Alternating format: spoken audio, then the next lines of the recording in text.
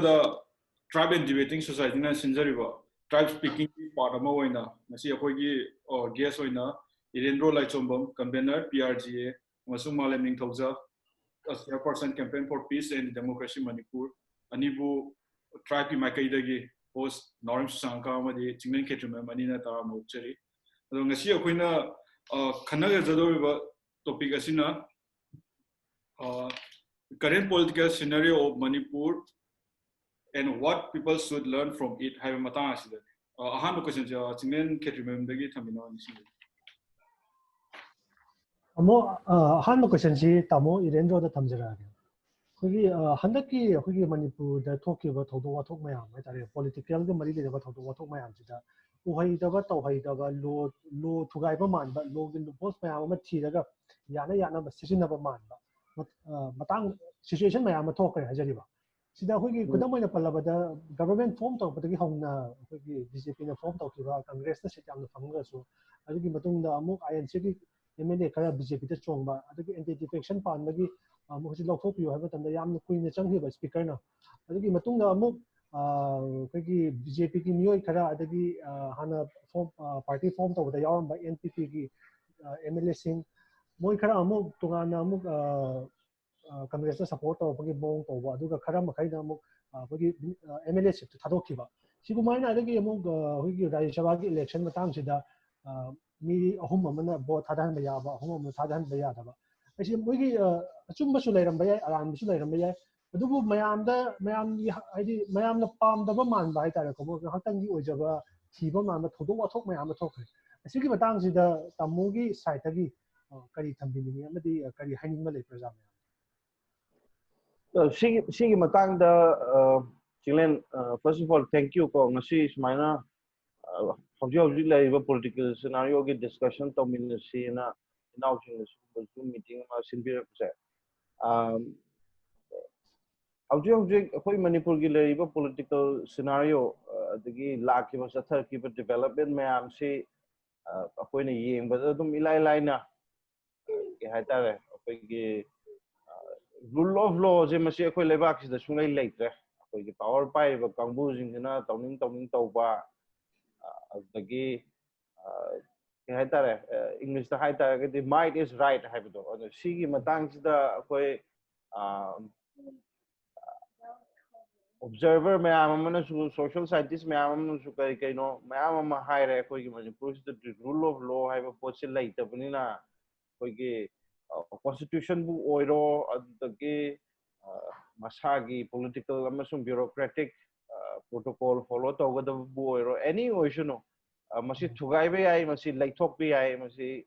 laithok leising ai haibagi mawng amada dum tawba khoina ui khoigi constitution gi matung in the governor na khoigi single largest party oiriba election hek loibaga single largest party oiriba coalition natraga political party to invite tawum thokpani adu su khoi tawgiba khoi uhaude ko adoi matung in hauji recently thokiba sigumba thodok mayam jisu taseng hai targati as per constitution dinatre as per law dinatre aduna law amle mise sikari maram gino ha khoi kaure aduga power pai everything jinasu tawing tawrise it's mainly because of lack of accountability hai tar akhoi gi mamang da thoi ba po se akhoi na una akhoi na karim ta tawbang ngamdaba hai tar ogi praja miyam sina noina tawidu lali haibado adugi kholau do yamna kanbu oita gadi moisu ki gadaba haibadi in a democracy the real power comes from the people people the power se mandate se lauraga power pai bi mayam sina administration amasung lenga ga si chalai gadaba ne ado power low bagi process the gi hoga koi gi di asoi pa mayam ma leibina people's mandate se mase kehtare yam line loba power pai mayam sina power abuse tawga adugi accountability lehandaba aduna auji aran ba tawre na hai targa so akoi kai tawni akoi opposition da lai ba mi oigera natraga chumnagi citizen ama oigera akoi gi power pai ba mayam sina power abuse tawba tamda akoi adugi high abuse of power to counter points like that. The only way, the only way to counter that abuse of power is through the ballot. And appoina election to matamda yam section na appoina responsible oigada mi power abuse to oigada mi da koi PC na koi election matamda yam appoina emphasis picture is adubu handaki Rajya Sabha ki election matang maksa sida khara hoi free and fair khara oigi habisi khandi bra natraga sida su khara unfair oidaba khara yawi habisi khandi bra city tasena mayam oi nainer ba at Chinglen unfair means season speaker si lautho on higher bani MLA tarani thoina soi tawdna speaker si unconstitutional oir never aduma lauthoktre chahi ahum anti defection law pan gadabado akoigi treasury banks ta phammaga laiba kangbu MLA tare se masid sudan ta thokte akoigi former Minister Sham Kumar yauna moini pan se sudan ta thokte ko adubu tanja char candidate disqualification je moina yam selective oiba mong la tore habiti akoigi opposition da leiriba adusu kudak ta ko high court na hai se kero speaker tribunal sina decision je laudri bauti akoigi MLA tare che pending disqualification ki pending leiriba inquiry leiriba moi tare che assembly da changhan ba yate na haibane adubu because in kudak ta akoigi ke habitare opposition ki candidate koi oja mangi babu da thada gadaba kangbu congress da leaning tawriba MLA sing city chahan gi daba aduga BJP da both thada gadaba likely to be with the BJP party or MLA karana koi disqualification tawdana moi se chingkhat ke ba ado sidi you know politics is sort of like a war. Sometimes everything is fair. Adu constitutional law ma assembly protocol ma admaina thugai bai sidi yamna attack na ba koigi yamna laibak thiningai ni tasen hai ta ga ti rule of law like train hai tawning taw yare hai moin tawi tawai kero marak thadna tamoda question amagadang thamjoge ngasai akhoi tamona tapiro ko mathungina akhoi manipur da su haidi mi makai si loina haidi people si divide toro haidi akhoi political election matam sida mayam si loina divide toroga haidi election matam da khumjil laga akhoi si karna honaraga adi matungda people's makai si loina divide toroga isai khalal laga ngasi akhoi haidi kenoge society ahoji akhoi gi keno sida manipur society da tolaiba problems sida haidi mayam si unite tawrangai platform ama landaba siguma sida akhoi keno sina tawo akhoi keno regional party guma akhoi sauna strong oina labor tardi akhoi si sida kari kamaina keno to baya haidi regional yes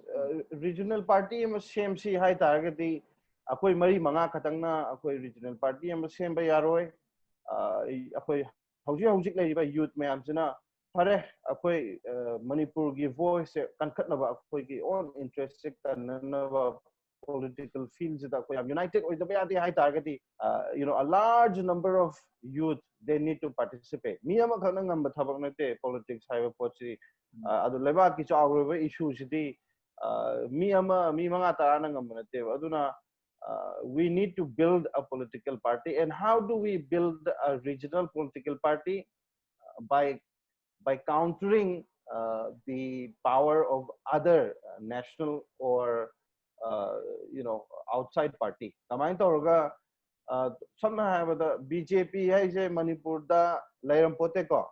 BJP se manipur da lairam pote BJP na hek found tawga manipur da ngasi bo sarkar paidre adu 2017 da di BJP haiba party se angang macha amna su khangi han na su khangi loi khange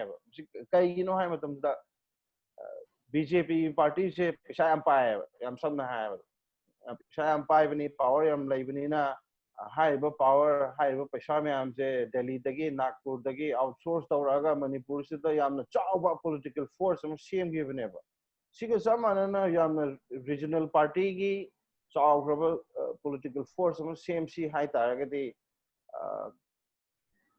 miyoi ba khudingma Prajad akhoi ko Imphal dagi bu oiro Sugnu dagi bu oiro Kaching dagi bu oiro from every part of Manipur naha sing jana chongtho ai si political party je sigi political force same bed ai yauge ai tha kudingi ai sigi contribution tauge monetary plus non monetary adu monetary contribution chu ya mathau tai samna habada oje Manipur gi mapan da leiba naha ma ama koi Manipur ki political force same bada mateng tauge hai target means me ama leitra isa ki physical presence yaudra su monetary contribution people ngam neba aduna shigi force me am say political force me am say ngak thong na ba Manipur ki political force mu same se hai target financial resources are very important aduna samna have the hujik leiba political regional political parties se mase shigi force tan khatna bada saruk yaba sine ai hai jani mayam si ownership ka loba dakar oi samna hai exactly ownership loba contribute toba aduna kana no la mai tawjani da koi adum cover da di dum hai ba Facebook da de dum palaw law ba ko akoi political force am CMC regional party ki akoi na pa di phani da khot ni da na pangang na dingang ba du bo lupa tara bo contribute regional party da tawdra di adum national party gumba atopa political interest dum chat kitab ne aduna everybody should take ownership. Yes, that's the main point. tam nungaji tamo adu zik tamo Malem da amuk laksage question ji tamo handak ki Rajya Sabha ki election ji da hoi ki election ba sana jaw ba ma da mai park ni oi adu hoi ki sida mayam na yana da ba CSO mayam na ki praja mayam na yana da ba khadi leiki ma na contest tawra ba sida adu ma na represent tawri ba sina BJP na kari ki election ba sana jaw ba represent tawri ba na ha bi tamo na su chawrana Facebook te iraga su thambi le adu ga ngasi hoi viewer mayam ma su da tamo na ka thambi hanin madi hoi ki election ba sana jaw ba si ma sina hoi ki Manipur ki oina di masi hoi ki culture ki ngak sem miyoi amana su ui miyoi amani haina su ui aduga state ki oba adagi maitai furu ki oba festival mayam ama pangthokpa matam thabak thoram mayam ama pangthokpa matam da ningthau amani haiga masi hoi ki magi bafam ama chawna kallaga leiribani aduga mana represent tawriba kango sina BJP ki so moi ki ideology ama leise moi ki Hinduism da base tawai tare ko hoi ki Hindu ngata leigdabani adagi mayam ji Hindu is the chupchin da hotna ba hai tare ko sigum moi ideology ama leise samna udam moi na hoi Prime Minister Narendra Modi na one nation one law one have why am chine moi mayam ji uniformity am da pura pa mai tare ko hoi legible regionalism adagi ethnic diversity mayam ji kya udaba sigum ba ama BJP ji hanadagi adum sigum mai mamni tare leiraba party amani aduda hujik election ba sana jaw basina ma sina MP oigre adu MP oibisina magi through dagi ma si MP oibisina mayam sina id yarabra sini akoi surrender tawrabra akoi ki tongan ba akoi ki oijaba unique identity ama lejetre akoi mayam ji ka pulle mayam ji ka samana rena surrender tawrabra aduga asigi magi through dagi akoi da kari cultural imposition gu mani khangde da chaga akoi ki unique identity oibasin namtharak pa yabagi chance leiba yamna wahangji yam gre thambi se ada kainoni ai khadi try tawge adagi mayamna na haibase koigi adum hai protest tawbase da su dum hai adani thawna su hai mayamna yari haidana ko aduna masi mayamna yai amasung yadi haibasi yamna well informed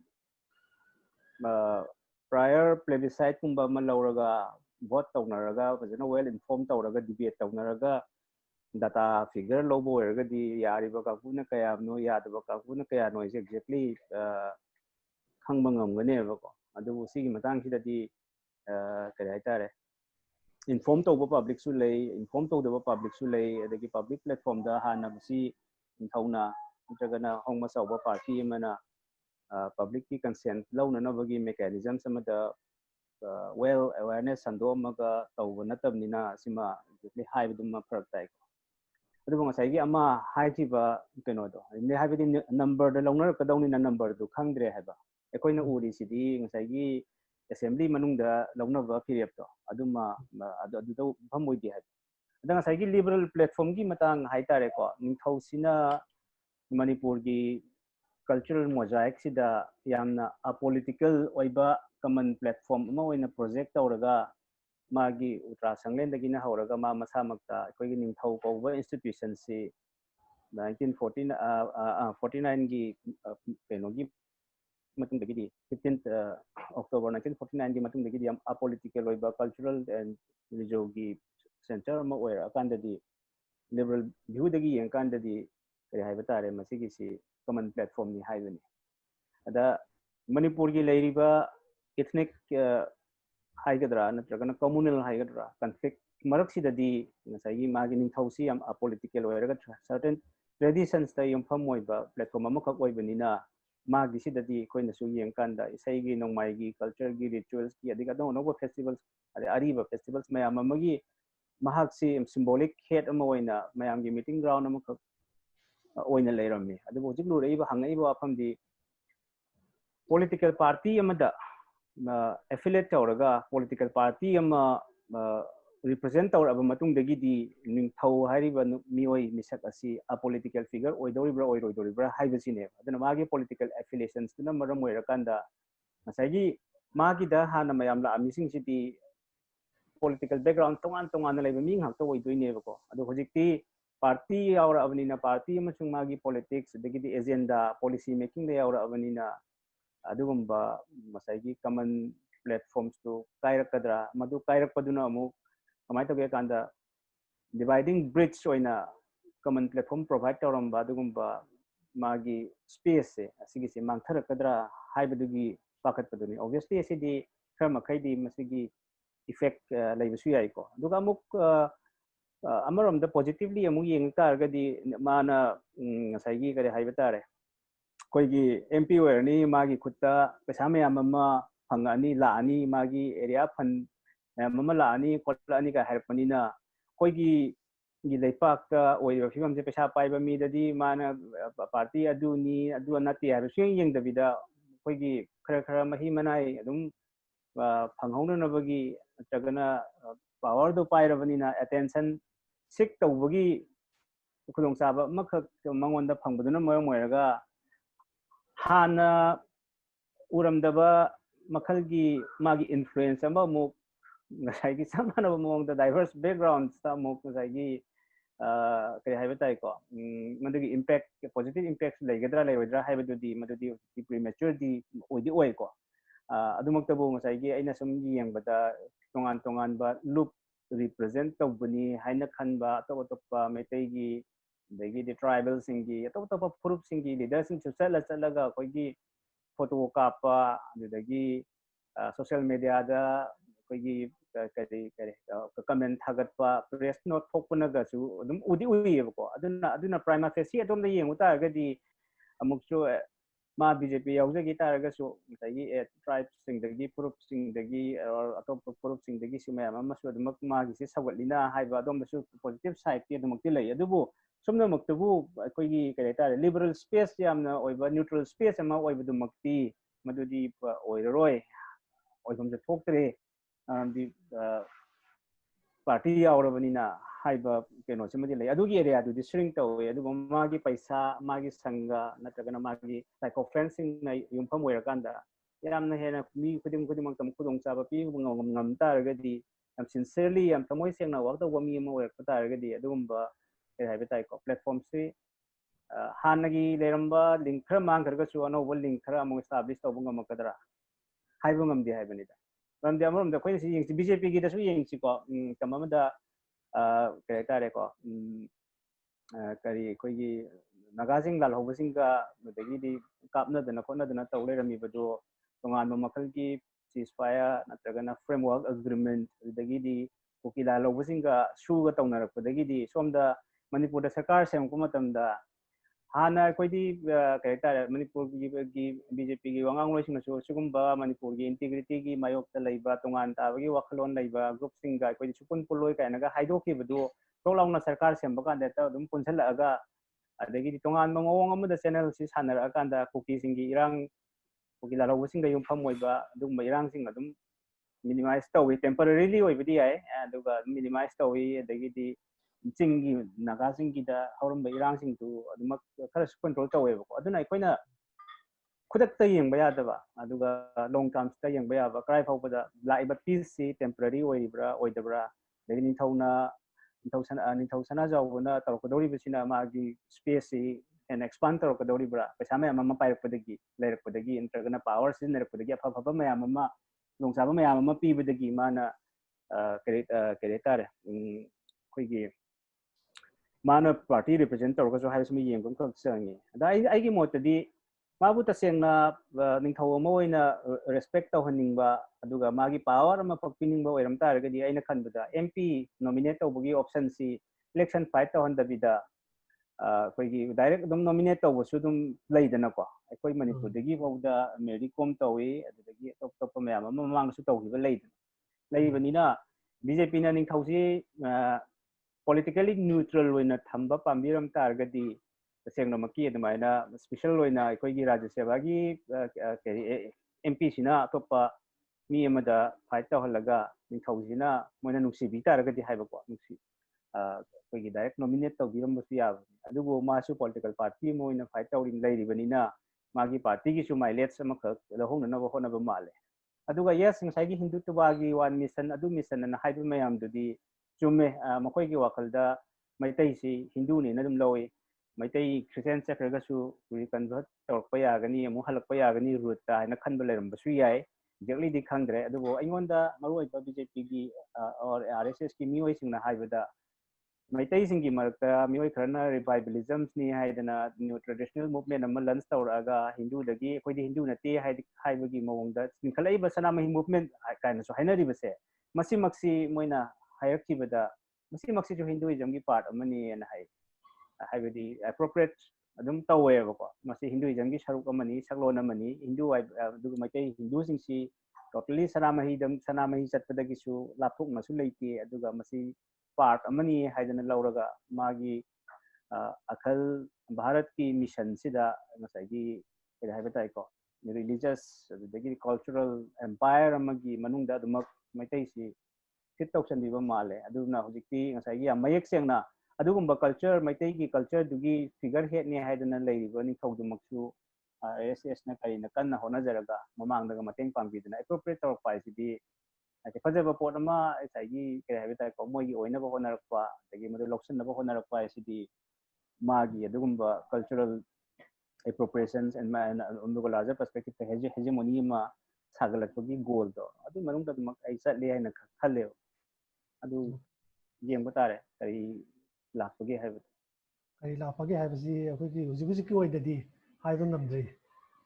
ꯅꯤꯡꯊꯧꯁꯤꯅ ꯀꯔꯤ ꯇꯧꯔꯛꯄ ꯌꯥꯏ ꯍꯥꯏꯕꯁꯤ ꯍꯧꯖꯤꯛ conclusion ꯇꯥꯁꯤꯟꯕꯁꯤ ꯈꯤꯇꯪ ꯊꯨꯈꯤꯅꯤ ꯍꯥꯏꯖꯕꯅꯤ ꯇꯥꯃꯣꯅ ꯍꯥꯏꯖꯔꯤꯁꯦ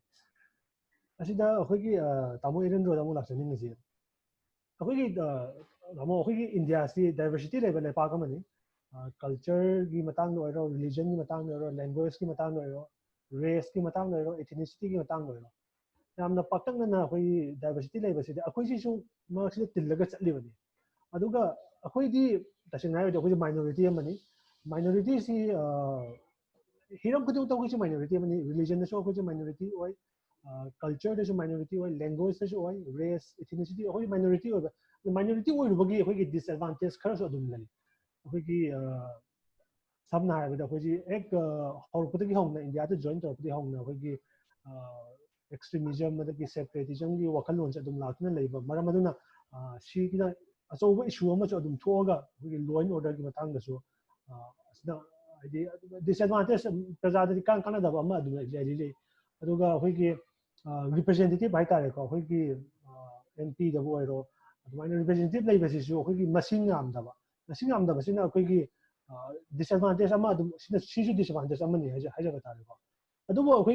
वखलोन community society वखलोन aspiration नते खरदी पॉलिटिकल लीडरशिप मोने रिप्रेजेंट तौगदौरिबनी मोने मफम अमदा चप्पा मतमदा मोने पार्लियामेंट वा पुथोपो ओइरो तौहनिंग खरा तौनंगाई मयामदा कन्विंस तौ ओइरो सिदा मोइगी थौदांगसे यामना चाउई हाइजरिबा political leadership je moi si yamna opportunity thiba haiba amsu daka hoy adigi mayam gi leiriba condition ji jo khangba daka hoy na masi yamna hotna ba amsu daka yamna kanna hotna ba amsu daka hoy mayam ni masana representative yamdra bani na moi kanna hotna na hayo sida hogi political leadership je karam ba quality chen daka hoy karam mi bu hoida political batik chawa political leader amani haigani si matang ni tamo kung thum yam phasaba question ni Chinglen nangi uziki question je कहता है kitang 2 part natraga 3 part yauna I answer to bungam bre yenge ko koi chume Manipur se minority ni but any society any country se mase minority loi leibung atani ko even in Europe se am diverse of a country amni China se am diverse oi minority me am lay only homogeneous society that we could think of currently is probably Japan. Although Japan is a homogeneous way, Japan is a minority indigenous community lady. India is not unique by the presence of its many minorities. My thamningi the only thing is India ki constitutional setup se si kitang minority da balance to bukhara wale so say for example koigi India gi lairiba state mayam si my language to gi matung ina same give state ngatane ba aduna samna have the India gi lairiba federalism si da Rajya Sabha an lairi se Rajya Sabha se masi kitang rubber stamp gi mong am change rubber stamp gi mong am change habiti koigi popular house and have a Lok Sabha sina power se tigatna paiba aduga Rajya Sabha di as it is masagi standalone the power paiba ngamjadaba adugumba kaitare rubber stamp house na haine political scientist me am aduna Rajya Sabha sima empower to bum change ko akoina taseng na India se in the true spirit of federalism akoi semgatsi minority me am protect tawshi hai target the council of states haibani Rajya Sabha se constitution the even the council of states they need to be empowered aduga council of states sidasu yamna nuai ta bamna state sigi koigi size sigi matung inna number of Rajya Sabha members determine tawe ko aduna samna habada Manipur gi di Rajya Sabha members ama kata oidoi ni aduga UP gi tagina moikun mula ka doi neba aduna yamna populous oiba population yam chauna leiba state na amuksu khudum challi amuksu advantages oi masi true federalism gi spirit de masi yaning de ko yamna power imbalance checks and balance yamna what pa du system amane sigi Taiwan abada one of the largest democracy India mu ti chawdraga su one of the largest democracy hainariba United States United States the Council of States moina Senate and a high Senate se yamna populous over state California oigera Texas oigera moigesu seats anikak representatives anikak laini ba aduga yamna pikpa states se Hawaii has Wisconsin has population yam da ba Council of States high representatives se state na chawjar su picture su moina representative ani oi pi ne ba na US state se yankai leibani na Council of States ki magi membership se chama lei ko state kuding dagi ani lokhalaga aduna haibadi khoigi yam populous oiba state singsina moi interest yengaga minority state singsida discriminate tawba yara roe ko aduna sigi yamna phajaba federalism gi setup se sigi reform sima koi por hawi sigumba gaitare grievances me ama laira kan ne khoigi gaitare yamna belligerent oiba disobedient oiba insurgent oiba khoigi movement me ama polai se aduna Indian federalism da sagi power gi balance ma kai padai ne ba akhoi su insurgency hai je ate internet akhoi su power pa me hai bane taseng hai ta ga di akhoi da su power khare am sinabirau noina constitution na akhoi da power pi dita ga di Indian government na army season ga akhoi da oppress tau ta ga di akhoi su armed struggle tauni hai bagi logic ne ko ado armed struggle nai laita ba akhoi gi people gi wakhalon da akhoi gi ayamba praja sing se akhoi gi state ki interest pamakpa adagi Indian federalism sida kena kai hetare advantage oiba kara akhoi gi privilege kara phangadabani haibana chingba sigumba demand mayam sina neba akhoi gi kai hetare regionalism ga laiba adagi mathang mathang akhoi gi state ki interest ta laiba masi hairaga akhoi gi state se yam pi state se yam pikpanina akhoi gi leaders jingse yamna phagadabani wangang basak bahaigadabani parliament ta chatkhraga lok sabha ta chatkhraga negotiate tawba haigadabani bargaining haigadabani voice ama thokadabani khotpan haiba si mayam yes all of that is understood however I think it is ultimately it is the people who should elect proper leaders.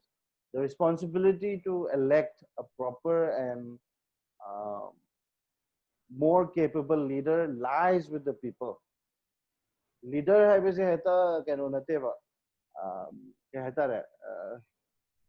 khanghau da vacuum amadagi tholokpa nate ba. The leader comes from among the people, and so we deserve the leaders that we elect. Aduna people ki responsibilities ma kauthoaga leaders in a swine tawadabani swine phagadabani akhoi gi leaders in jiti phatte haibana chingbusiti ai kitang adu da su break kitang phaningi maramdi yes the leader should be accountable, leaders should be articulate, leaders should be able to unite and look out for the interest of the state. However, it is the responsibility of the people to elect proper leaders. Why thamningi hoi haina belai ko luching baduna chatki ba mafamda akhoi gi luching basibu sogaliba people mayam sina ina kadabani akhoi ariba pawro da su lin gi makok tuna chatki ba mafamda lin gi masaga mamaina ina bani na adugum leire ko aduna yes the role of a leader is really big and Manipur deserves a really good leader, not just one but many good leaders. But however do we mi sagatpra atraga corruption tawba mi sagatpra paisana laiba vote ta koi chatpra natraga fazaba idea fazaba action da akoi gi interest people's gi interest nga ko ngamgadaba leader da chatpra so all those things we need to re-examine. So ultimately it comes to the people. What do they value? Do they value money, power and muscle power more, or do they value a good leadership, accountable leadership? I have a quote. Democracy is the the high target. Basically the the fundamental principle is that people get the leadership they elect for. I will never. Okay, no. Deserve the leaders. Sushanka. Hoi tamo hoki tamo na takpiyo do po. The leader gi hoi la ko sida ID. Hoi public so hoi so people's ma kai so ID. Ai leader do ai kari gumba kana ba khara phangora loire haraga. Chaima paenge da ai kari gumba kana ba khara phangora loire. Adumaina hoi innabagi train ama habit hoi na society jo uida. Sugumba level sida hoi chamana na hoi minister su adagi MLA su adumaina ai su chai manga sida kari gumba kana ba khara phangora ga loire ha se. Sida hoi business ki type ta oina hoi pochi olakpagi film se. Sida tamona kamaina tong. Ai tamu yo Sushanka yam chumme ina takpi akhoi Manipur da dine akhoi ge akhoi dokhina gi culture am laitro mi gi poyeng pang pa ge ma gi da laita ke haitare mi lai gi da ba yaure ye ma gi natraga ma luhong do re ye macha masu gi adu gi da ge akhoi baton tawnarani baton tawramni na nang chalurani nang khangna chanabani na nang na ko nang gi pocket ge nang laijadraga su mi ngon da gi pura ga nang poyeng ji piru doine ba okay aduga the expectation somehow is that nangi thokdo wa thok tholak ba matam da nang na chatlu ba baton mayam do adugi mi mayam sina laaga nangon do so mo dokina pipirakani haibagi expectation ama lei ne this is a pure monetary transaction ni ko sidai sida soi ba se kamaina soi ge ai kan sida khoi gi pesa nungsa yam pai ba sangga phangga yam na chauna leiba ko khutling ba kangbu ko moi da di moi na poyeng je mayam ama khomjalani ba khoi gi samna ha ba da manipur ge chief secretary na baton tauta ga di baton lam tauta ga ju a pion dagi hauraga ꯑꯩꯈꯣꯏꯒꯤ ꯆꯧꯀꯤꯗꯥꯔꯗꯒꯤ ꯂꯣꯏ ꯆꯠꯂꯒ ꯂꯨꯄꯥ ꯆꯥꯝ ꯂꯨꯄꯥ ꯌꯥꯡꯈꯩ ꯂꯨꯄꯥ ꯆꯥꯝꯃꯉꯥ ꯂꯤꯁꯤꯡ ꯄꯤꯕ ꯂꯣꯏ ꯄꯤꯗꯣꯏꯅꯦꯀꯣ ꯀ꯭ꯂꯔꯛꯇꯒꯤ ꯍꯧꯔꯒ ꯃꯀꯣꯛꯇꯒꯤ ꯃꯇꯣꯟꯕꯨ ꯂꯣꯏꯅꯃꯛ ꯕꯥꯇꯣꯟꯁꯦ ꯇꯧꯔꯒ ꯃꯥ ꯂꯣꯏꯅꯃꯛ ꯄꯣꯠꯌꯦꯡꯁꯦ ꯂꯧꯁꯟꯗꯣꯏꯅꯦꯕ ꯑꯗꯨꯕꯨ ꯆꯧꯀꯤꯗꯥꯔ ꯑꯃꯅ ꯄꯤꯌꯣꯟ ꯑꯃꯅ ꯀꯣ ꯐꯣꯔ ꯑꯦꯛꯖꯥꯝꯄꯜ ꯃꯥꯒꯤ ꯊꯧꯗꯣꯛ ꯋꯥꯊꯣꯛ ꯊꯣꯛꯂꯛꯄ ꯃꯇꯝꯗ ꯃꯥ ꯆꯤꯐ ꯁꯦꯀ꯭ꯔꯦꯇꯔꯤꯗ ꯕꯥꯇꯣꯟ ꯇꯧꯕꯗ ꯆꯤꯐ ꯁꯦꯀ꯭ꯔꯦꯇꯔꯤꯅ ꯂꯥꯛꯄꯤꯒꯗ꯭ꯔꯥꯕ ꯂꯥꯛꯑꯣꯏ ꯑꯗꯨꯅ ꯁꯤꯒꯤ ꯗꯣꯈꯤꯅꯥꯒꯤ ꯀꯜꯆꯔꯁꯦ ꯃꯁꯤ ꯑꯩ ꯈꯤꯇꯪꯗꯤ ꯌꯥꯅꯤꯡꯗꯦꯀꯣ ꯑꯗꯣ ꯁꯤꯒꯤ ꯀꯩꯅꯣꯁꯦ ꯌꯥꯝꯅ ꯇ꯭ꯔꯥꯟꯖꯦꯛꯁꯅꯦꯜ ꯑꯣꯏꯕ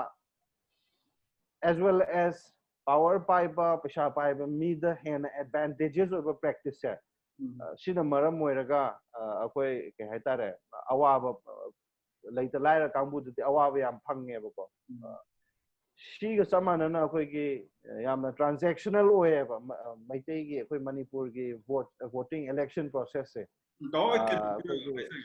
ꯍꯧꯖꯤꯛꯀꯤ ꯇꯥꯃꯣꯅ ꯇꯥꯛꯄꯤꯔꯤꯗꯨꯀꯣ ꯑꯗꯨꯗ ꯍꯥꯏꯗꯤ ꯑꯗꯨꯒꯤ ꯄ꯭ꯔꯣꯕ꯭ꯂꯦꯝꯗꯨ ꯂꯥꯛꯄꯗꯒꯤ ꯍꯥꯏꯗꯤ ꯑꯗꯨꯃꯥꯏꯅ ꯂꯥꯛꯄꯗꯒꯤ ꯑꯩꯈꯣꯏ ꯆꯞ ꯃꯥꯟꯅꯅ ꯚꯣꯠ ꯂꯦꯞꯄꯁꯤꯁꯨ ꯍꯥꯏꯗꯤ ꯚꯣꯠ ꯂꯦꯞꯄꯁꯤꯁꯨ ꯍꯧꯖꯤꯛꯀꯤ ꯑꯩꯈꯣꯏꯒꯤ ꯄꯋꯥꯔ ꯇꯥꯟꯅꯕꯁꯤ ꯂꯥꯛꯄꯗꯒꯤ ꯍꯥꯏꯗꯤ ꯑꯩꯈꯣꯏ ꯉꯁꯤ ꯃꯅꯤꯄꯨꯔꯗ ꯊꯣꯛꯏꯕ ꯁꯤꯆꯨꯋꯦꯁꯟ ꯑꯗꯒꯤ ꯑꯩꯈꯣꯏ ꯃꯅꯤꯄꯨꯔꯗ ꯄꯣꯂꯤꯇꯤꯀꯦꯜ ꯀ꯭ꯔꯥꯏꯁꯤꯁ ꯊꯣꯛꯂꯛꯏꯕ ꯃꯌꯥꯝꯁꯦ ꯁꯤꯗꯒꯤ ꯊꯣꯛꯂꯛꯄꯅꯦ ꯍꯥꯏꯁꯦ ꯇꯥꯃꯣ ꯀꯃꯥꯏꯅ Man, so Manipur's election is very transactional. Yamna transactional oibani koi MLA oiniba mihut koi gi mikhal da ko tawkadoi se crore khar thadarani sa yen thoni ko paisa yen draba mi duma kar roi Manipur da de paisa yen ga dorim ni adudagi chakcha haijana ba ko adagi di magi ke hetare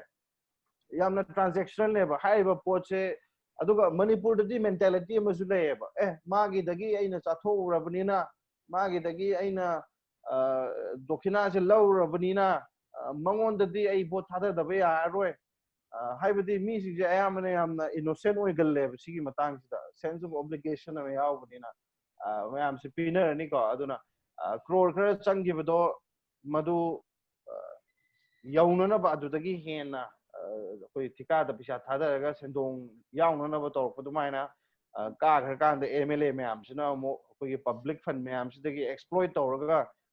corruption torga koi chikhala gadoi ne ba thada gi mayam se adugo samana na koi Manipur da di seng hai ta ga di muscle power khara money power khara yaw ba kambu da mi jing sina thada ga le ba bo che samna hai ba da esma di yam sathi bani madi mi ga se jail de ta namchan mani aduna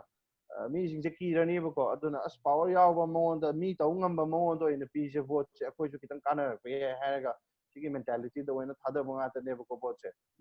loina mak ti hai roi ayam ba maina thada ga le mithal je mai oi ga le Manipur ge aduna mi jing je su mo da gi man MLA oi ngai sida thika kar la ho ge ko worker sing jina khan ga doi che nataga ai thaba isa gi thaba ma khoge smain ta hoge hai ba khoi gi kana ba se kana ba thi bane ba keno praja miyam na su aduga keno na su khoi gi mikhal da mai pak ra ba MLA sing su na su mo gi thada gi ba isa do madu hanjan na ba saru manga thokna saru tara thokna hanjan na ba tawna ko ga tane so these are very transactional adubu sigumba transactional oirak pasida power pai me the biased oi sigi systems the we as a people we suffer in the long term we suffer even in the short term also I have a pochemasi koi tau to everyam thuna si me the ningsang with the phadipai maramti in the long term as well as in the short term I think it is in our best interest to create a politics where everybody wins and not just some winners. Okay, aduna worker kharana thaba hapagi tika tobagi khudung chaba khar phangauba MLA na public fund dagi paisa khar phangauba adudi only a handful of people are winning. But if all the people who participate in election, people who voted, the voted as well as the voter, all, the idea is for everybody to win as a society and not just a few. And sigi system jima character bo koi adum pasha pai ba khara pai da ba khara na adum lai gini na kai adu su khazai am phazai tamo gi khalon se mayam pumba kanhan ji ai duni chang ha ga dia adu zik tamo malem da lasaning ni je tamo hi gi India da lei political party mayam ji ni yeng matam mo gi background amum hafe sarang lai samna ba Indian National Congress si freedom struggle matam da form to hi bani sumaina hai tare ko background amum le adu khoi gi Manipur da su khoi gi movement mayam amadi lai khre ko khoi gi modern history da yeng matam da khoi nupi lal da gi hauraga da gi mera pai bi maina khoi gi social movement mayam social movement oi ba mayam amdi lai re asida hairiba social movement sina kari maram da gi khoi political movement among oi on tholok ngam dri bano khoi gi issue id samna ba khoi gi Nagaland gi su magi NPF ha ga magi regional party ma thoi Mizoram da su Mizo National Front ha ga ma thoi sumaina khoi gi Manipur da di khoi gi social activist mayam ama leiba adubu social movement mayam am di leiba aduga cultural movement am su leina yam hona ba lamam ni aduda matokram na khoi political movement of propaganda mani India gi ning tambagi hauduna yum phamoiraga party makhal ani khak polaki ko ning tamba di pamba do amana saigi bourgeois political party ba aduga Hindu da inclined tauba Hindu nationalism da inclined tauba party ma Congress masa maksi ase historian na moina koina naina bada Hindu nationalism sagi kasu koina thaidoga leihide losilakpa tangkata 1940s da go ko similarly amana communist group ama koraki tengbada adi matungda ningtama matungda India na ningtama matungda political party me amadi thorkiba ure ko ai political party hai si koini yengi si representative democracy ki electoral politics involved tawbuduni adu masai left right and leiram basing je loina dum mars tausen daga masai bourgeois political party haibatai ko adugi neoliberalism ki friendship directly or indirectly sawat group sing admaina dum oi ki BJP si so adugi manungta variant amani aduga Congress ka BJP ga political economic program sa khoina ka kenadi vote ka na bala long sinner ko da tongan ba pambai sinner ko da amma sina khajik tang fascistic trend ama ka yawi haibagi wari ni kena balai te ya ni so bagi da breakup da la kanda Nagagi Mizogi haiba matam da Nagagi movement haiba Nagagi NPF natragana Mizoram gi koigi MNF na singba political party ngasi koigi leiri sing sidi makoi gi leiri ba political struggle self determination gi political struggle sing gi product ngatan ning bi ho ba NPFC mayam na dum NSCNIM ki mass political front ne na dum hainai mai tawdan Mizoram gi su 96 ta negotiate tawro matung da thorakhi ba dum ba makal gi political party ni adu Manipur gi oina yang agadi yengse Manipur se amaram dana ethnically divided oi ba kona am oi re aduna amat oi ba political party ma hexample of IC tongan ba pandam mayam ma leina rakadagi leitabo am basu ai aduga Manipur gi di Manipur da ekoi ning tambagi ihau praja gi leibra seni aikoina hangba yari sibo aikoina ngasai mara paibi gi haibi kriba amagi haibi kriba singsi specific issues karada nisabandi ki movement gi hauraga armed forces special power se ki chekhingi mutungda mai horki ni to activities singna social reform masa dagi hendok tanai mung manung khana ba do watim ba yaksala pagi pok lei ko complexities me amama lei to sena aikoi gi Manipur si gi neng tambagi ihogi protagonist mass front amoina mayek singna like ba koigi adugumba iho ma praja involved torga hoba iho ma koi kasu uba pangti 2003 4 5 adai da UNLF na plebiscite ki wafam hawdorakpagi campaign mayam ama tawkiba aikoi khabar da thengnai mayam sum awareness khara lerangmane na khalli ko matam da dai da mafam masi da public meeting kai ka khara sinbada aikoi gi kai habatai mi khara yawbo ugi bagi wari ni madumakna movement gi ke no mo oibungamde off late sahi taruk tarek try sidai da sarkar na pre-merger status ki iho ma sagalakna bo khona ko matam da auji bo da iho du mass movement mo ina dum convert to bungam de aduna ngasai gi manipuri nationalism sa yumpham oiba yam yang law ba sovereignty gi natragana self determination gi oibe ai ko kai makhal gi dum iho ma ik khanda da di praja gi da di leitabra na khalle aduna madumakna aikoi gi ngasai gi kai ta na chap manaba matu gi howriba iho underground na howriba iho du public to represent away yaba makal gi political party ma portabra na khalle oi atem am khak tawi mayam na sum haina bada koi MPP kai na leiramba 1960s late 60s to semba party se maina kha samnai ko nei kai na hadmaina haiba tahu budi lei aduma di fang koire adagi 2001 gi manipur integrity gi matamda sem gi ba kaino do singjang player ga semna gi ba party masu leidana DPR gi hoi lei ko adu haining iding sai da sida ideology hai base party gi ideology party gi strategy and party gi tactics hai base yam maru oi na khalle specific issue am da party sem badu nataba karamba manipur karamba vision karamba revolutionary vision samagi da yumpham oiraga adugumba ideology duna adugumba wakalon duna hummaga semba party kayam laigrage makogi manifesto kayam laigrage election maya da phalong puthok ko nataba lisang sitna ideology dubu thabak to onthok na bagi damakta praja gi subjective conscience sidaida adugumba revolutionary goal si innanaba salhananaba objective amasung subjective condition animaksi yamna yawolgi mapangan kan hananabagi mawongda holloki badugumba party political party amtadi koi ubungam di haibatai ko adumakna ni ngasai gi sentence tongdabse aduna ideology habisima yam roi ani subuda ideology do phangna pandam do phangna nabagi chatkadawriba maikai adu maikai du dewnaba chatpada pandam phangnaba honabada lawdawba kari sathek saklon khonglon kanglon mayam ama haibatai ko tactics haibatai ko sikuding maksi idea mathau tabra na khalle adugi loina ona tainabada nasigi senjau paibana pan balenga klon gi kanglon sigi marum saliba india gi capitalist paths system si di power amasung wealth accumulation ani maksi sagon na yam sauna chatpanina kanagumna hainari ba sai gi crony capitalism ki elements sing yawi sapu yawi kai hainari ba main tawdana koigi kai tare ko achauba senpham ama leiraga senpham du munana bagi damakta ai goal je phangna bagi damakta party semak payai natragana ai bole payai power pair ga di adugi wealth accumulation sita hena mateng pangi haibagi lalong da madui damakta su phangni haibagi goal du dani ngasai gi election da basa thadhabada gi kinerectri sikbo ko no kai makara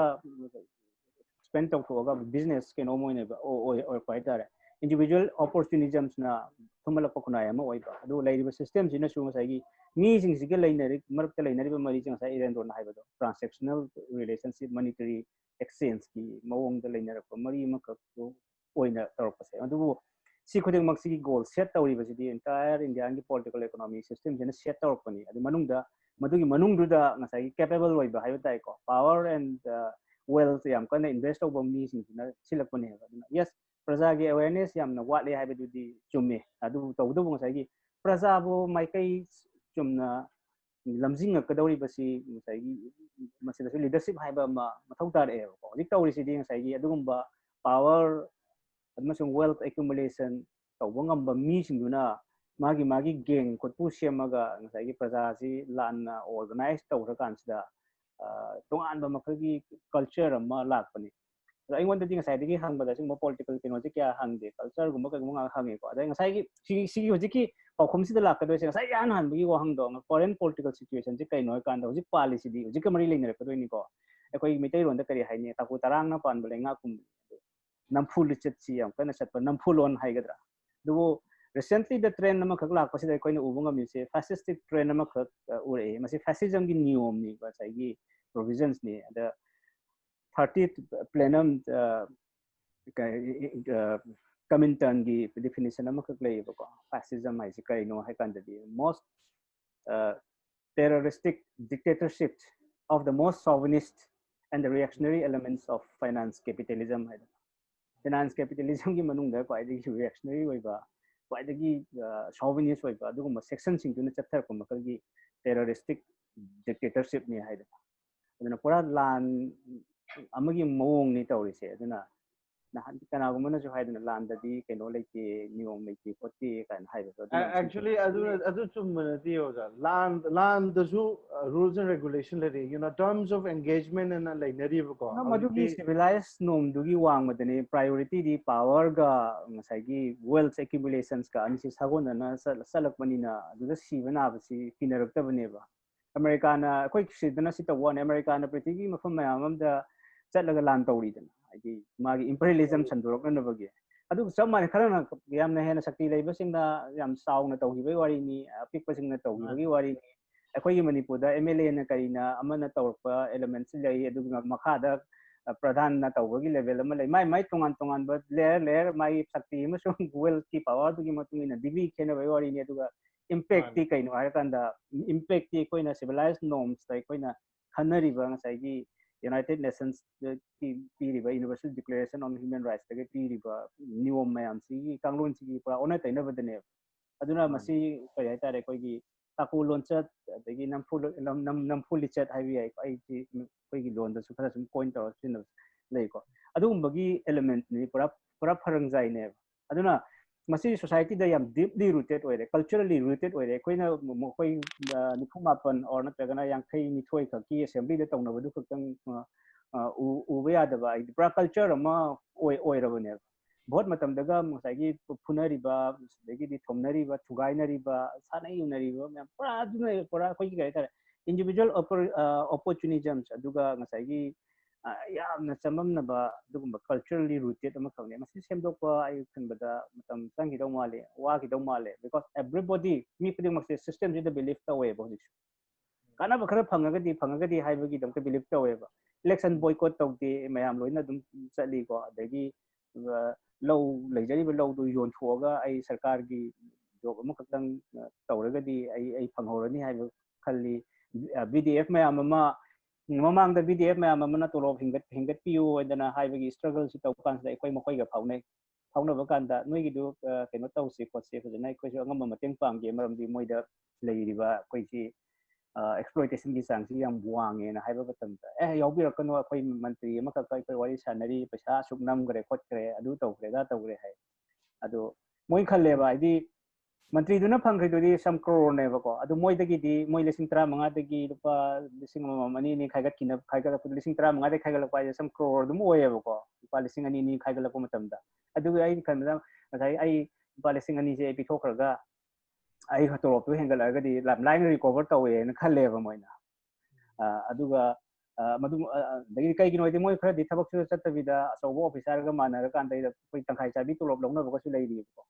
adumai taw dana sai gi system si dagi mi khani maksi benefit si somehow karam level khara dadi kana ba loi phangna bani na yani ba sim chatle sigi system sigi inherent crisis sina mayam se tasai na maki sakung fitung ba hai ba phangta ba matam do budi matam dani ba alternative model lamagi ga sai gi kare tare alternative model lamagi thiner ka do sio lambi karom dano adana luri di ekoi gi lalo bu oi sino dagi di atop system si pam di hai mi sing chu oi sino aldum bo objective situation se thorok matam da people's ki subjective conscience bu convincingly revolutionary wakhalon pi ba ngamgdo ba adugum ba party leirabra hai bi chu wa ngam khak ne aduna sai ideological vacuum lei adagi strategically confusions lei and tactically blur oina lei ko aduna akoi si dark is amada lei bini hai ga dori bra kari hai do no hai bu mokti khangdre adu akoi si am sanai na ba kunai tamo Erendro da dare adum hangbi ra ji ko akoi ki party aban leirabra akoi ki ji common cause mayam gi awana si ubang ngamba common cause puthopang ngamba ko Manipur gi unique identity amabu ngakpang ngamba siguma adagi mayam gi kayani koi gi Manipur gi senior journalist amana nan discussion amada yam fazna thambi ki matam amada koi gi election political leadership si ozang atawai rami adogi khar leiraga administrative IS kumma kayuma retire or pakango no or the hujikti tikata was in atoina or political leadership haraga id see a society ki product amani ko adi election system si magna oram basu yai adi election system maximum pasha changba adi resource changda ba yada ko aduna pasha changda ba yada dina oza gumba oramba adi administrative the later mamina ko kra thabuk chumna tawjaba kangu pesa sada ba kangu na di kesu sigi pesa so goma ya puthok ngam ponte aduna sina oram basu ado praja gi saita gi di si mataw karam na haitare ko si kari tawge na khalli adi awata singji mention ga na khanbi bra praja gi kari wakhalo lai lebi ke praja gi political party do natro yes PRJA political party ai hak mai mangi to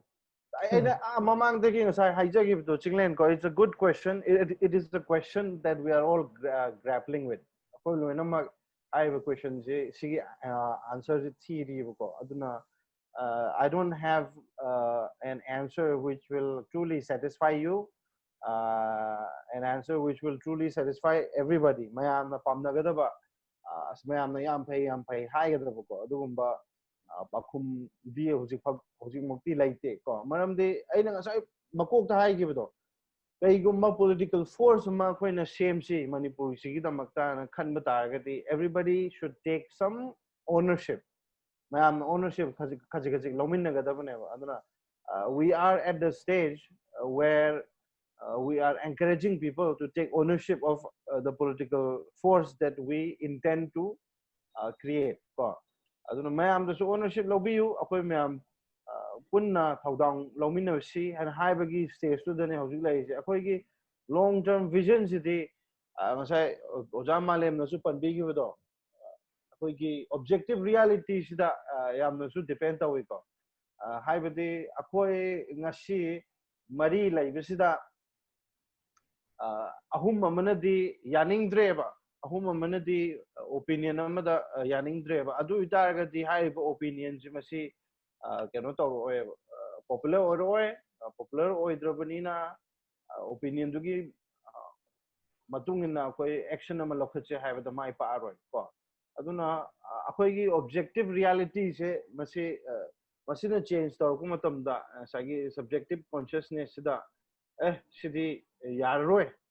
masidi akoi gi PRJ natraga su any regional party am da koi support of the aroi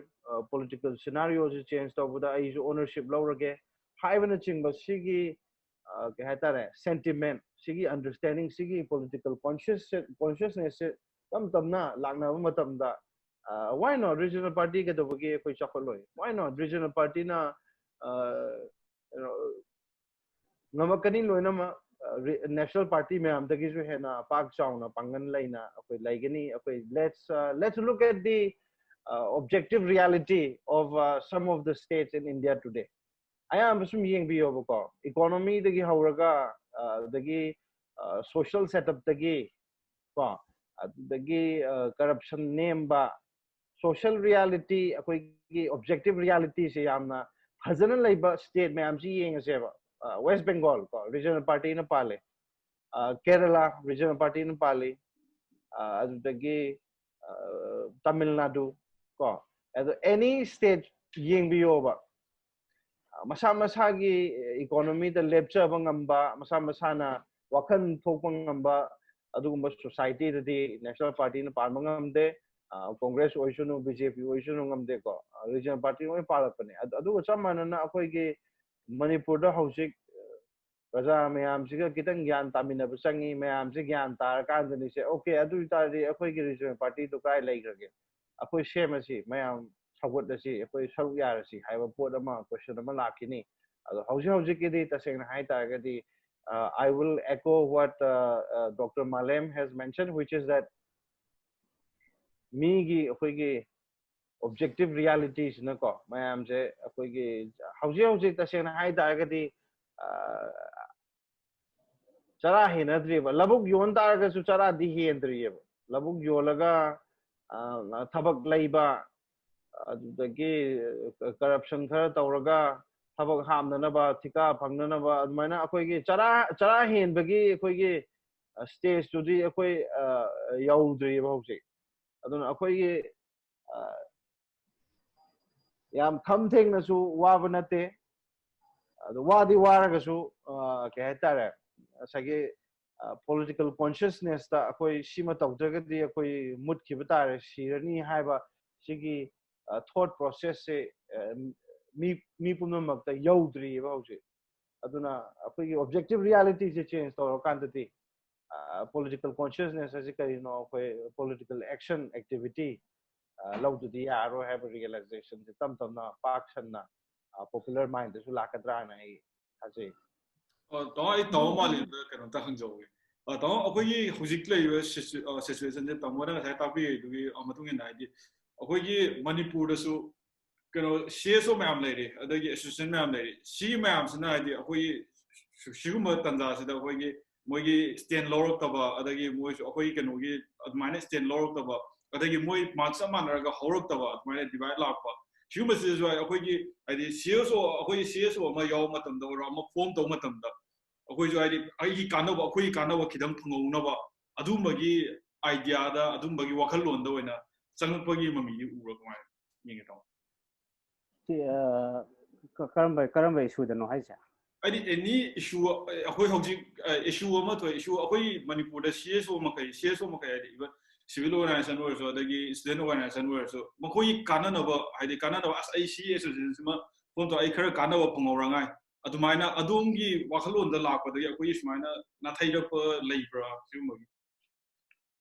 BJP ki student organization da examples clear si ko BJP ki magi student ABVP na tawk to si BJP ki apam badu ni tawk to si lagi di Congress ki student organization NSUI hiring khalasi moi sumoy apam badu ni tawk to si adagi di kuki student organizations hire parent body jing dugi directions makhadani ek tawk to si adumai tawdana lalhobagi mass front ni haidana mayam na singnari ba satra organization adagi civil society bodies hai target concerns parties into gi manifesto moigi adagi moigi strategy moigi tactics tu nainaraga khangadaw ado aidi moigi manifesto gi strategy tactics ya mahung phana aina thiba watpanara khangde ko ai phangdri ado aina ubadadi generally yang targadi high organization sing marak sida individual opportunism lanai gi sagi kudong sab la hona na ba phangba elements me ama sudum ai yawba ai thenai ko makoi si akoina prithibi gi oina leihiba revolutionary parties sing gi front sing amasung satri organization sing gi yengu targadi moi gi level si taseng namak party gi kainomak party gi kenoda kaya tare party ki exact front oina udi mo si mo koi khan bada technically sum loina ba mass front tawna ui ko do party ki direct front hana amasung lei ko adu gumbagi level da ina udi haibani da lai wa khalding sai ai sai jab amana aina hojiki tactical association oina leibu mali haipagi maram di sai gi leiriba organization sing si revolutionary organization ta na ti sai ga hai ding sai satra ge organization oisino aduga CSO oisino hai matam gi thori ba issue macha sing da tackle tawna na ba chatki bani tactics na dominate tawra chat pani moi da ideology strategy da guiding principles oiraga strict rules chat man de strict discipline koi ta de u de aduna sigum situation si da di burning issue sing da nga ki ad hoc activisms da pura chat ya na ba na matam da adum loina baya ba gaina loina baya da ba gaina adum pagi mutki ba haitare ko adum mai level da lerak pani na ai khan bada leadership khongkot pa siam ka hena activist khongkot pa siam ka hena scrutiny to bu man de aduna individual opportunism oi ba elements me ama isagi oi jaba ta launa na bagi lunch pad oina season na una na bagi tongal be agenda am sang pami su me am yawng godong male adagi di amana kare have tare ko party organization sing chiki hai ba musiki ai hai sing sai gi CSO and student organization sing ko moi gi level ta inclusive elements wa le sectarianism and then chauvinism ki elements ai kan bada yam chauna leibadong na tawi ando khadi gundaiism taw su dum yawi ko threat taw ko ai koi da ba da sai gi leba ki issue da ba da koi ai isa mak ta ba da wari ko tai sanara kan da yana rakta matam da threat taw ki ba ko la ki ba dum koi dum thengna re dialogue ki kai gi elements yam wat ba tare aduna ꯑꯩꯒꯤ ꯋꯥꯈꯜꯗꯗꯤ progressive ꯌꯥꯝꯅ ꯇꯁꯦꯡꯅ progressive ꯑꯣꯏꯕ body ꯑꯃ civil society body ꯑꯃ ꯑꯗꯨꯒ ꯆꯠꯀꯗꯧꯕ ꯃꯥꯏꯀꯩ ꯑꯃꯗ ꯇꯁꯦꯡꯅ ꯇꯧꯔꯒ ꯆꯠꯄꯗꯣ ꯃꯗꯨꯒꯤ ꯑꯦꯂꯤꯃꯦꯟꯠꯁꯇꯨꯗꯤ ꯑꯩꯅ ꯈꯟꯕꯗ ꯎꯗꯦꯅ ꯈꯜꯂꯦꯕ ꯑꯗꯨꯅ revolutionary situation se leitabanina revolutionary situation leitaba ase ai ngasa hagi objective and subjective conditions ani mak loin pundre ko revolutionary situation leitaba aduga revolutionary situation ama create tawna ba yamna nakhai sengba mass single loiner ga jat ka ba organization se leitabanina ai khanbada adum ai hakanda hamu dum tai ena khalle aduga ai makhoi hujik leiriba generations aduga leiriba parties gi working style हाइदि मसाइगी organisation की working style अमसुंग मोइना पाइखलिबा issue मोंग मोइना articulate तौरिबा आर्गुमेंटसिंग अदगी मोइ मसेन टेक्निकल अलायंस सेम न बखना ngaले रमु काय ngaले रनो बममुक सेम ngaले रगा ब्रांच अममु हांग ब्रांच अमु मांगी सु तौरि मोंग हिददि खनबदा अदुम लेबगी टेक्निकल प्रेशर टेक्टिक्स की दि मकान गदौ माले अदु यम प्रोलोंग ओइबा रेवोल्यूशनरी मूवमेंट अमददि खनबदा कंट्रीब्यूशन ओइना लेगदौ मानदे पॉजिशन लगा सासु लको मतम नाक्तनी को तमाम दंग साइगी अदु फति अदा फति अदु पार्टी से फति खोतिन लावरम बगांबु दो थोक लोंग तोक थोक रकान द मा भोट लेपम दाय तुमिन लेगरगा होजिना कइनो ओइना कोइ चमचा ओइना लेगिबा खोतिबा मयाम अमसु खोइ उइ कर्म पार्टी अमगी चमचा ओइना लेगिबा इलेक्टोरल पार्टी अमगी नत्रगना कइनो अदु नंग साइगी तमना प्रिंसिपल स्टैंड लोब ngamba leadership issue सातगिन लेवल दु वाटो माले अदुना आइना येंबददि not satisfying yam harau ningai kesu oidi they are like functioning like I culturally rooted we have do akoi gi han horse trading to gi ba kangbu party sing dugi amasung individual sing dugi characters adum chapchana lai ba akoi gi mass organization sing sta so adum gi elements chen ba elements sing yam yaw edo moina hena haithoi sing thoi ba na oram ba su yai na khalle फगदौरे मसी खर सेमगत यागनी ना तगन ओथरप यागनी खन मी सिंग दिसु दुम मोय मसेन गिमक दुम dominate तौनरगा को मयाम अमसु दुम याम सेंग थोक्सरप मयाम अमसु दुम मांगी बगी एलिमेंट से दुम लेरंगदौ माले एन खन तो तमो इरेंद्रो द क्वेश्चन लाक्सरे को अखोगी तमो अखोगी हुजिक लेरिबा पॉलिटिकल सिचुएशन हाइ तारे को last 10-15 years da ko yam toino uba ma le adu di kari ha da ki politicians sina magi relatives sing jisu politics da election no ko aduga moi masen adum support on na hai tare ko sigum ba jisu adum adi ko ki family politics adum oi hai tare ko family dynasty ma san no na ba jisu adum yaw sigum jisu ka oi aduga aduga anova mana ko ki ꯑꯩꯈꯣꯏꯒꯤ ꯀꯔꯤ ꯍꯥꯏꯅꯤ ꯑꯩꯈꯣꯏꯒꯤ ꯃꯔꯨꯑꯣꯏꯅ ꯑꯩꯈꯣꯏꯒꯤ social ꯃꯦꯗꯤꯌꯥꯁꯦ ꯌꯥꯝꯅ ꯆꯥꯎꯕ ꯍꯥꯏꯗꯤ ꯌꯥꯝꯅ ꯃꯔꯨꯑꯣꯏꯕ ꯄ꯭ꯂꯦꯠꯐꯣꯝ ꯑꯃ ꯑꯣꯏꯔꯦ ꯍꯧꯖꯤꯛꯇꯤ ꯃꯤ ꯈꯨꯗꯤꯡꯃꯛ ꯁꯣꯁꯤꯌꯦꯜ ꯃꯦꯗꯤꯌꯥꯁꯤꯗ ꯃꯥꯒꯤ ꯑꯥꯏꯗꯤꯌꯥ ꯐꯣꯡꯗꯣꯛꯄ ꯌꯥꯏ ꯑꯗꯨꯒ ꯑꯥꯏꯗꯤꯌꯥꯁꯤꯡ ꯑꯁꯤ ꯑꯗꯨꯝ ꯁꯣꯁꯤꯌꯦꯜ ꯃꯦꯗꯤꯌꯥꯗ ꯐꯣꯡꯗꯣꯛꯄꯅꯤꯅ ꯑꯗꯨꯝ ꯔꯦꯀꯣꯔꯗ ꯇꯧꯔꯒꯁꯨ ꯌꯥꯎꯔꯒ ꯂꯩꯍꯧꯔꯒꯅꯤ ꯑꯗꯨꯒ ꯑꯩꯅ ꯐꯣꯡꯗꯣꯛꯄꯁꯤ ꯚꯥꯁ ꯑꯣꯏꯒꯗꯧꯔꯤꯅꯤ ꯍꯥꯏꯇꯥꯔꯦꯀꯣ ꯕ꯭ꯔꯣꯗꯀꯥꯁ ꯑꯃ ꯑꯣꯏꯒꯗꯧꯔꯤꯅꯤ ꯃꯤ ꯈꯨꯗꯤꯡꯃꯛ ꯄꯥꯕ ꯌꯥꯒꯅꯤ ꯃꯤ ꯎꯕ ꯌꯥꯒꯅꯤ ꯑꯁꯤꯗ ꯑꯩꯈꯣꯏꯒꯤ ꯈꯤꯇꯪ ꯍꯥꯏꯗꯤ ꯏꯁꯥꯃꯛꯁꯨ ꯊꯦꯡꯅꯕꯤꯔꯝꯕ ꯌꯥꯔꯦꯀꯣ ꯍꯥꯏꯗꯤ ꯁꯤꯒꯨꯝꯕꯁꯤꯗ ꯑꯩꯈꯣꯏꯒꯤ ꯑꯥꯏꯗꯤꯌꯥ ꯈꯔ ꯐꯣꯡꯗꯣꯛꯄꯁꯤꯗ ꯌꯥꯝꯅ ꯍꯥꯏꯗꯤ ꯀꯔꯤ ꯍꯥꯏꯅꯤ ꯍꯥꯏꯗꯤ ꯑꯣꯊꯣꯔꯤꯇꯤꯁꯤꯡ ꯑꯁꯤꯅ ꯌꯥꯝꯅ ꯆꯦꯛꯁꯤꯟꯕ ꯃꯤꯠꯌꯦꯡ ꯑꯃ ꯌꯦꯡꯕ ꯍꯥꯏꯇꯥꯔꯦꯀꯣ ꯌꯥꯝꯅ ꯍꯥꯏꯗꯤ ꯌꯥꯅꯤꯡꯗꯕ ꯑꯃ ꯐꯣꯡꯗꯣꯛꯄ ꯌꯥꯝꯅ ꯍꯥꯔꯁ ꯑꯣꯏꯕ ꯑꯦꯛꯁꯟ ꯂꯧꯕ ꯍꯥꯏꯇꯥꯔꯦ ꯀꯩꯁꯨ ꯂꯩꯇꯕ ꯑꯥꯏꯗꯤꯌꯥ ꯑꯃ ꯐꯣꯡꯗꯣꯛꯄꯗ ꯍꯥꯔꯁ ꯑꯣꯏꯕ ꯑꯦꯛꯁꯟ ꯑꯃ ꯂꯧꯕꯁꯤ ꯃꯌꯥꯝ ꯑꯃ ꯑꯗꯨꯝ ꯎꯕꯤꯔꯝꯃꯅꯤ ꯊꯦꯡꯅꯕꯤꯔꯝꯃꯅꯤꯀꯣ ꯁꯤꯒꯨꯝꯕ ꯃꯌꯥꯝ ꯑꯃ ꯂꯥꯛꯏꯁꯤ ꯀꯔꯤꯒꯤꯅꯣ ꯍꯥꯏꯗꯤ ꯁꯤꯗ ꯀꯔꯤ ꯐꯣꯡꯗꯣꯛꯅꯤꯡꯕ ꯂꯩꯇꯕ I think this is also a power game. Social media is social media the party mayamse wangang bage si masi akoina hojikta khangakpaneba social media laibadagi imagine what power does to media social media nataba media house mayamse kayam pressure piram gadage je koi imagine tawse aduna independent media si koi control taunanaba attempt effort se thada rai ne power pai jing sina control to ba yabna ko thong amani ko hojikti manipur gatana te india pumbada media se taseng na hai targati yamna fastest of forces me yamna control to we hai ba da hai man bu thoe adu ga samana na manipur da su you know The powerful people are trying to control their public narrative. They are trying to control media houses using any means, hook or crook. Incentive PBI, nangi TV to the Akoigi Mitholu, Akoigi Shihalu, Shigi Kabers, Hapakanuko, no powder, Hapka Targus, my Hapo, Nangi the Makta Tika Pige, Hybrid Chimba, incentive Piba, Natraga, incentive to Yadragana. Okay, by force statecrafts ki tools में आमा season लगा psyche gag order mention ना बा honour पाए बसे power बक पाए बक कांबू Singh am natural लोई बा कैनोनी behavior ने social media असना मुक्तो वान बा media house इतना त्रे अदुबो मी खुदिंग से मसा की मागी opinion जो जिसके फोंदोक पे आ रहे माना फोंदो ये opinion जी कहीं गुम्बा मी मंगाना मी तराना मी चामना या निंग तारगदी पोचे तुम viral चक्की मैं आवो share ताऊँ influence याम ताऊँ रेबा उसे चिंगलेन हाई जो चुम्मीने न हाई तारगदी नंग express तो opinion से आई नमु invite तो बको आई नमु तमजन हो खंजल हो अदुना social media ऐसी हमो control to would am wa high tare power by Kambuzinga. Aduna Kihan the way are the best way to actually control people's opinion is to prosecute them and to persecute them physically. Aduna ma pagre Chinglen no pagre high targeti Sushanka Raniko. The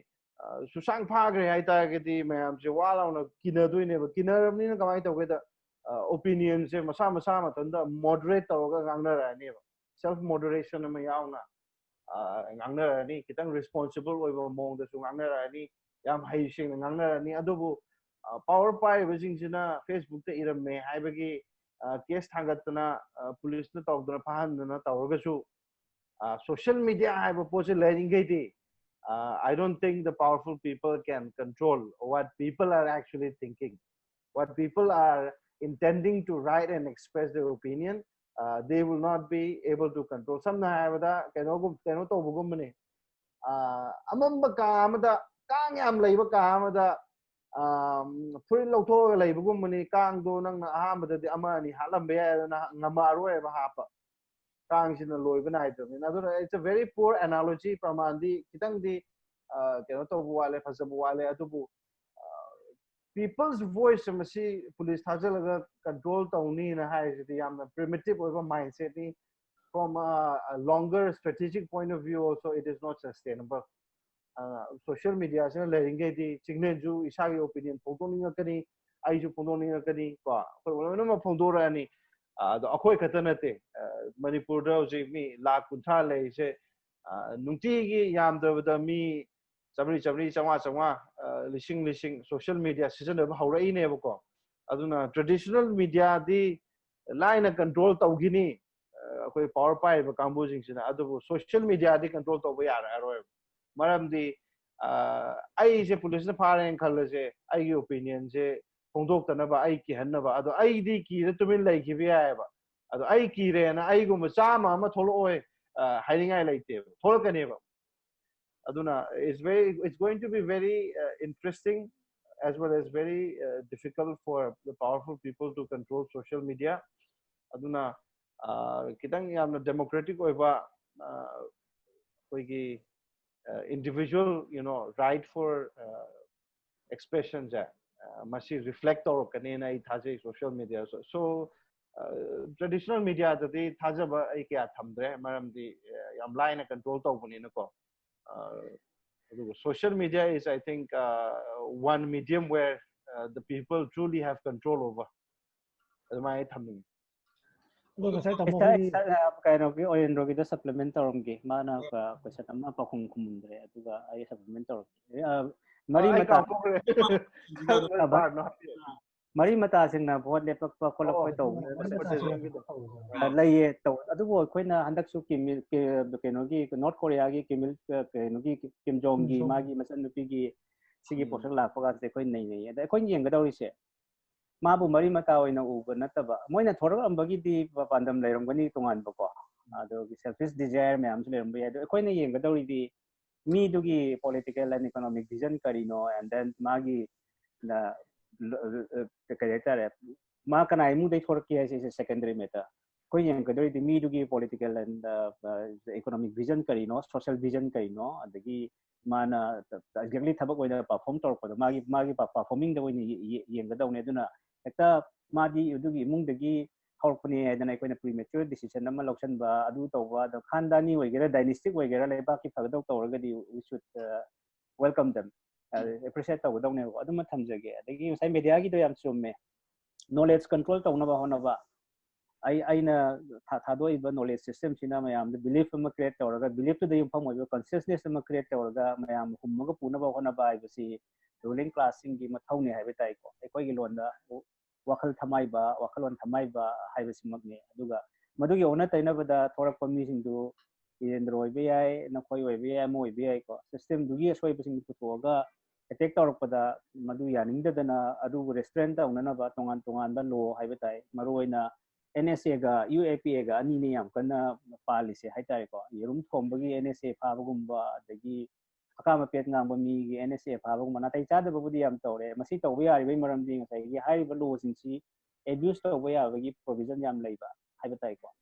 UAPA gi makhada akoi ni ama charge tawda babawda matam koina detain tawba ya bagi provision am khak lei court na maje mara leite ne equip tawr thador tar ga su madugi charge ta khagi bada nei ba ya gi ba pu ba ya gi ba matam koina mi do namjal laga kesum sangda thamba ya gi bagi provisions khudong ta me am lei madu khudong ta ba sing si lower pani hai tai di masai gi moi gi system moi gi mot pasing do option na ba hona ko matam ta si am democratic oi di hai badu ma di chumne do khuding mak si kai no ai kan da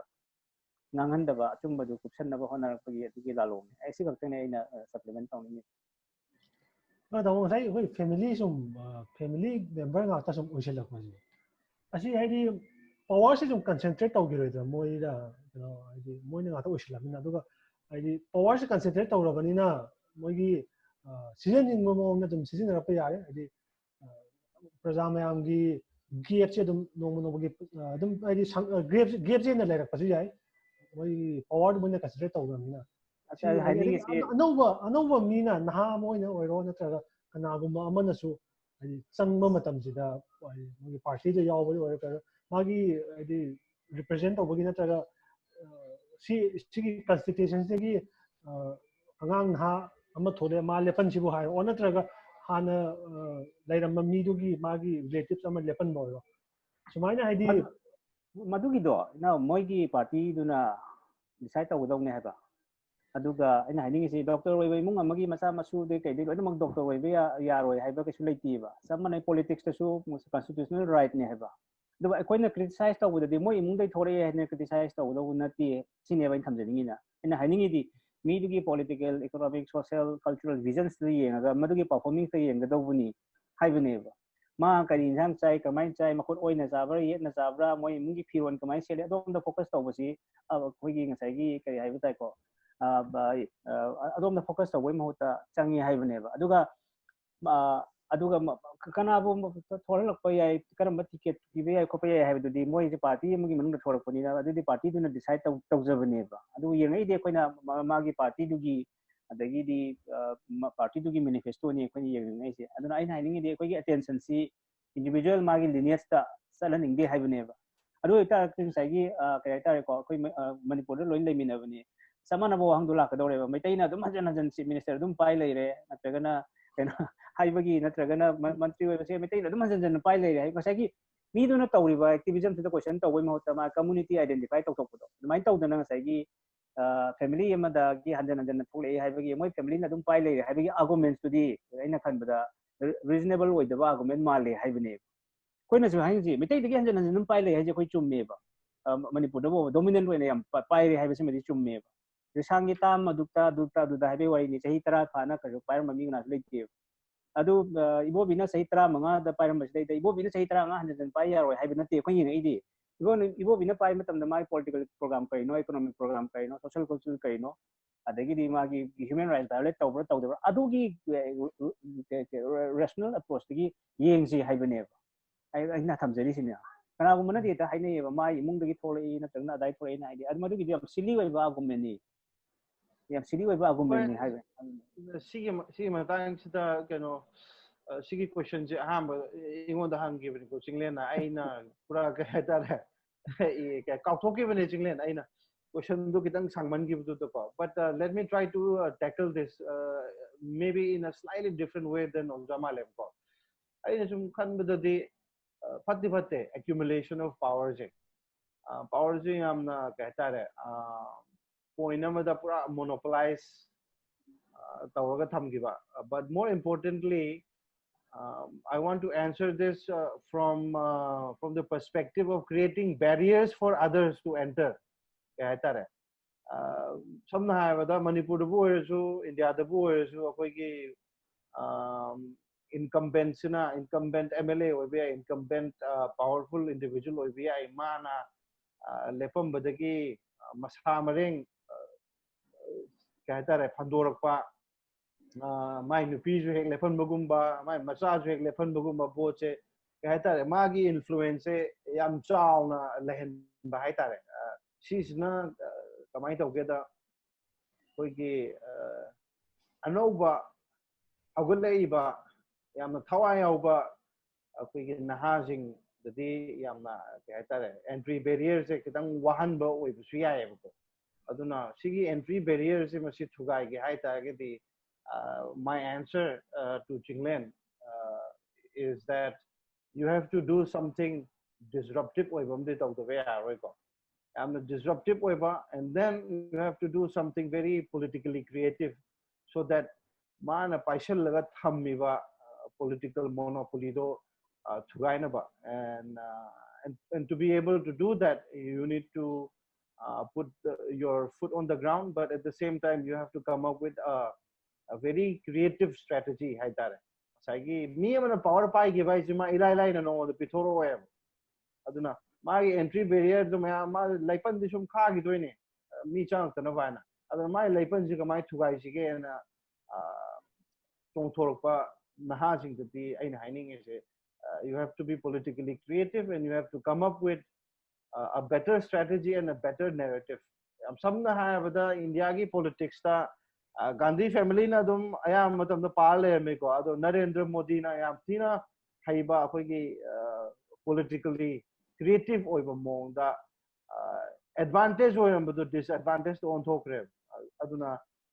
dynastic politics se masi phatte khote chai wala ingondo in tv ga dabani power se India gi chowidar oike ai me am gi phana ba tawge haiba mana positive oiramba narrative se negative to onthok pire Gandhi ke ti ado magi masagi negative oina leramba perception do as an advantage oiba mong do in a project of give aduna even if someone is very powerful whether in India or abroad or whether it is in your own backyard in Thawal district or elsewhere I think nobody is so powerful that they will be powerful forever moige weakness khara de dum le mani moige ashon ba area khara le mani that's where you know that's where things will unravel and come apart and my thamchani which is sang to sang ya do loisla ko je tamo ni dagi akoina kan ngi hojik akogi hoki ngasai akoi ahan bagi topic sida haide topic sida kano akoi youth ching da haidar hogolai ba akoi youth ching da haide political sigi hoki akoi political scenario sina haide karamba impact piba ya aduga akoi sidagi kamai troga chatpa ya sigi matang da tamo ni dagi na ambino ahan je tamo haide hojik akoi political scenario si Manipur ge haide even idea government palak padera in the last 15 to 16 or 17 years sida live political scenario sigi matung inna adagi hojik lai ba sigi matung present sigi matung inna haide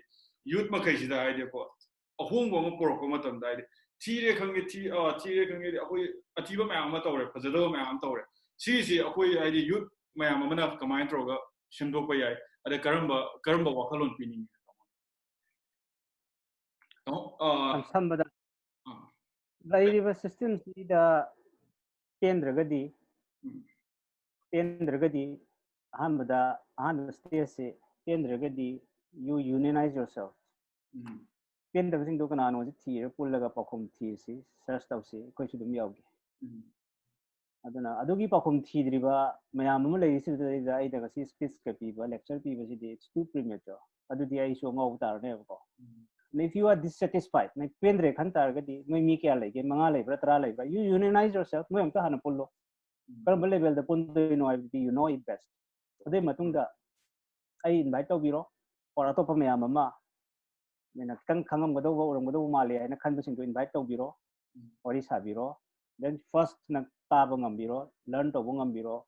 issue raise tawbiro debate tawbiro adudagi thorakani unionize tawbodagi people perform oiraga su so hum so adu unionize tawdriba achaba public ta do hangna message pi basidi time kan roi hayang dum bola kum matam da pa chama da lising ani da amam sa khini aduna please unionize yourself. Thank you tamo. Thank you tamo Erendro isu hai kano si mane kano hojik haibiri dumaina akoi ki ariba pawro do su laitana ko akoi ki chai je ama katang oi tar ilai lai na thude e chai me am pujal lagadi pangat hengali so definitely unionize to ba hai bisi mathau tai akoi ki Chinglen ju individual amni Sushanka su kano ni ko individual amni ado punchal kan da pangan se chauthore eba voice se kan khat leba du chamana na Manipur da lai ba nahar rules da haije ningi se kai gumba akoi gi generation da ahong ba por pa ngam draga su akoi gi makha thang ba akoi gi icha isu gi generation da moi gi mirol da ahong ba por pa ngam na ba akoi hausi ta gi kai to ba ya ge hai ba po chi individually su akoi khan se ba isai tan da akoi gi society da lai ba train me am si gi matung ina panghum da hummaga pangpai da pairaga chakhi ba madu tawgum si wakan mun na khan si akoi wakan khan ta ga de akoi planning ama future gi vision amadi urakadoi ne ba future sigi damak ta akoi kai tawba yai hana ngasi dagi akoi hawrada bane ba duna akoi gi naha mana aina Facebook ta sumaina iba Manipur da di law society se lawless ore justice haiba machiram bu yaudre Manipur haiba laibak se di money power muscle power da chatpa ngatani haiba se mase mayam na pangai haina taraga su taseng social scientific point of view de ki yam quantitative oiba survey ama tawr kan da khangi kholi and haswai iba da ma i rei se sidi akoi ipa ipu gi hak tak gi lai ra bani Manipur sidi isagi oijaba thijaba aduga haitare nampu sason tawba corruption na pik thalaba mafam ni sidi hana dagi akoina khangaga laiba potu da nahongna na akoina thigalu bagi hairu bagi kari mathau ta gi haiba mong da hangak pai tare so chumchu chumme ba ma haise ipa ipu gi hak tak gi mamangi mirol dagi soirak paduna hauji akoi sigi phibam sida yawa ei ne ba corruption bu oiro political or bureaucratic natraga nepotism bu oiro sai Chinglen puthok pudu maina ko gundaism bu oiro mob justice bu oiro any akoi gi hojik society gi leiriba soiba mayam se akoi gi generation dagi hauba na teba mamangi mirol dagi haurakhraba ne ba hojik akoi gi mirol da yaura akoi gi makhatang mirol na bauda sigi behavior mayam se normalize oigraba corruption is Manipur da normalize oireba ana sigi pot mayam se masi hongdoksi hai taragati we need to start we got to make sure that mamangi mirol na phatraga su akoi gi mirol dagi di masi yararoi masi hongdokpa mathau ta na akoi hona gadabne same DNA do ai namo ai gi cha issue sing da makha gi mirol sing da semdok tana aina pithomba thamamba hai siti it means I was not thinking it means I was not doing enough it means that I was being selfish it means that I was being conformed by my own society and that I was not able to independently analyze and take action based on that analysis aduna akoi isana individually political consciousness ama poraga sai oja malem na takpi gi dumaina we need to unionize we need to kusamna bado akoi loina ma kusamna bam changi aduga last oina ai haining ise hojiki ngasigi mirol dagi akoi habit ama thamsi Manipur gi political force ama semgat minasi hai taragati akoi myam changaga regional parties ama se link na bahona minasi and ai mai thamjani okay yam nungai jeng asi ꯑꯩꯈꯣꯏꯒꯤ Tribes and Debating Society ꯅ ꯁꯤꯟꯖꯕ Tribe Speaking ꯗ ꯇꯥꯃꯣ Erendro Leichombam Convenor-PRJA ꯑꯃꯗꯤ ꯇꯥꯃꯣ Malem Ningthouja Chairperson Campaign for Peace and Democracy Manipur ꯑꯅꯤꯅ ꯁꯔꯨꯛ ꯌꯥꯕꯤꯗꯨꯅ ꯑꯩꯈꯣꯏꯒꯤ ꯁꯤꯒꯨꯝꯂꯕ interview ꯑꯁꯤꯕꯨ success ꯑꯣꯏꯍꯟꯕꯤꯗꯃꯛꯇ ꯑꯅꯤꯃꯛꯄꯨ ꯑꯃꯨꯛ ꯍꯟꯅ ꯊꯥꯒꯠꯆꯔꯤ